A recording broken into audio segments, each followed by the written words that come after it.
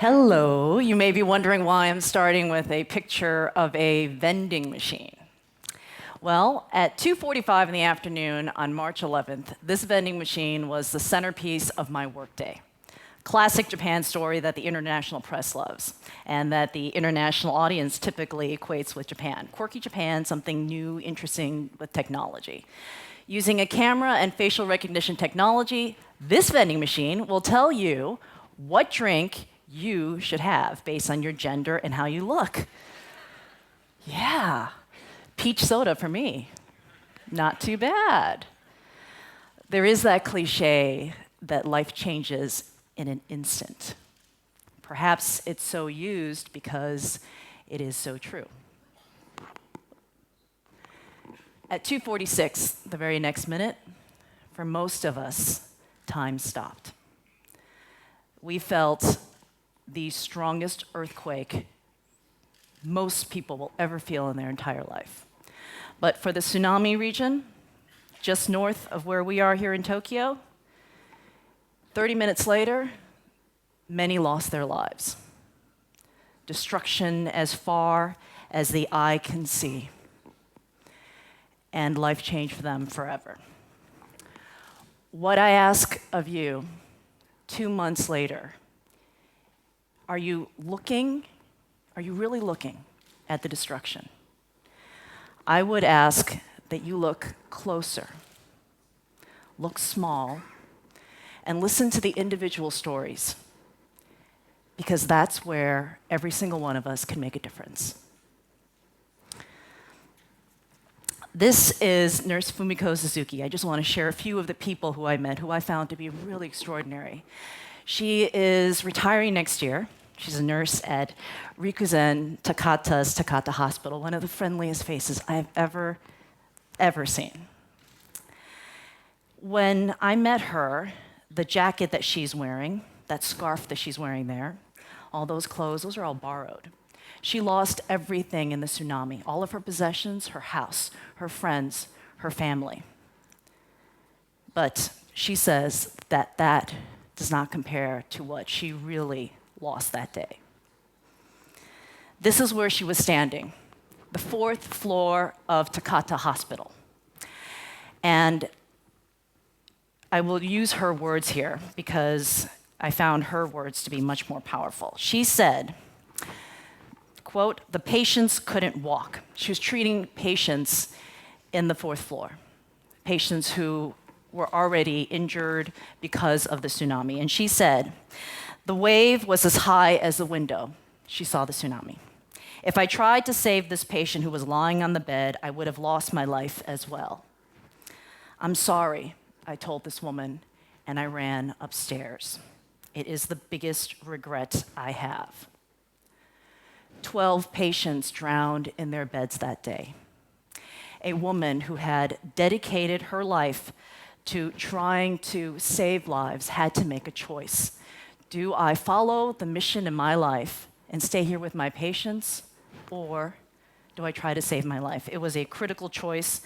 And when I met up with her, because she had decided to run up to the top of the hospital, I think we would all say she was forced to make that choice, she wouldn't leave her job. She said, quote, "Whatever my situation, I will stay here. Helping patients now will be my cure." The doctors and the nurses are the ones who need help. People just like Nurse Suzuki, but they don't have the time to get it.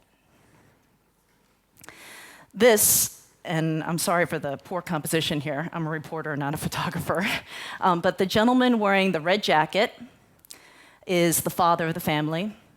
The 2 boys standing next to him are his sons, and the woman wearing the mask is his wife. This is the Sugawara family. I was walking into Rikuzen Takata Junior High School, and they pulled up in a white sedan. And inside that vehicle, as children looked on, was the body of their 16-year-old son, Hiroki Sugawara. They had nowhere to take him. In the aftermath of the tsunami, there were so many bodies, the crematoriums were full, there was no gasoline.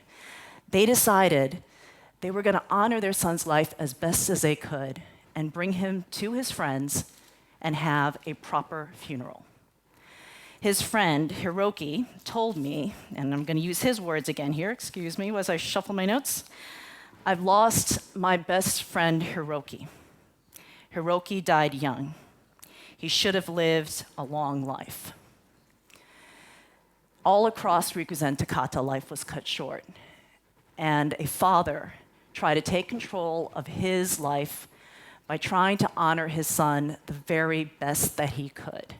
And so for a few moments, it was only 10 minutes, he tried to provide him a funeral.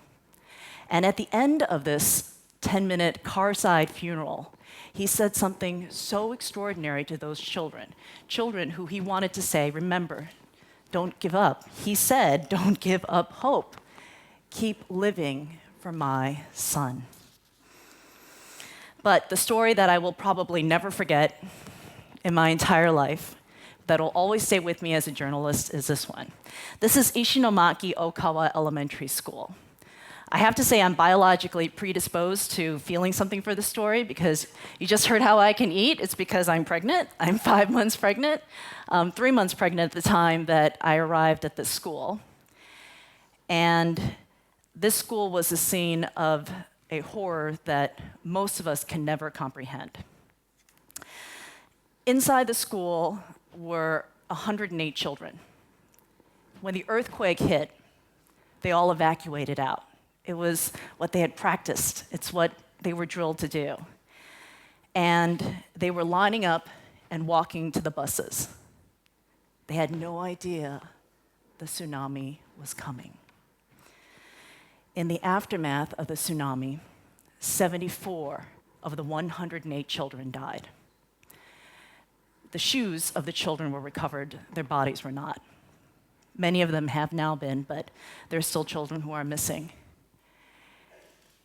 That's about 75% of that elementary school. This is Keiko Naga Numa.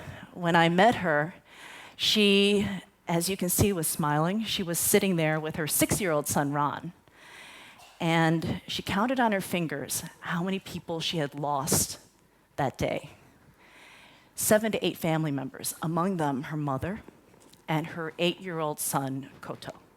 He was at the school that day. He was presumed dead or missing. And as she's recounting exactly what happened at that school, she's so pleasant. And I couldn't understand, how can you be so calm and so pleasant? And she said, and I'm going to use her words again here, I am not okay, but I have another son. I can see that he's pretending to be happy. And so she joined in and she pretended. I went back to this school just last week. 2 months on, the parents can no longer pretend. There is construction outside. You can see that there are flowers. The school is in the background. They can no longer pretend that this is some horror that will disappear the next day. Their pain is real. This is a grandfather who I met, coming to this hill to watch the construction at the school every single day. He does not miss a day. And when I asked him, why are you coming here? It's so that he can be close to his grandchildren. He lost 2 of his grandchildren that day. 2 inside that elementary school. And he told me, they left in the morning saying, "Itekimasu," I'm leaving. I didn't say goodbye to them. Now I'll never hear hello from them. This grandfather told me that he has been told that he needs to pick up, he needs to, show that Japanese spirit, keep on living and keep going. But what he asked is, how? Someone tell me how. 2 months on, this grandfather represents an entire region that is hurting.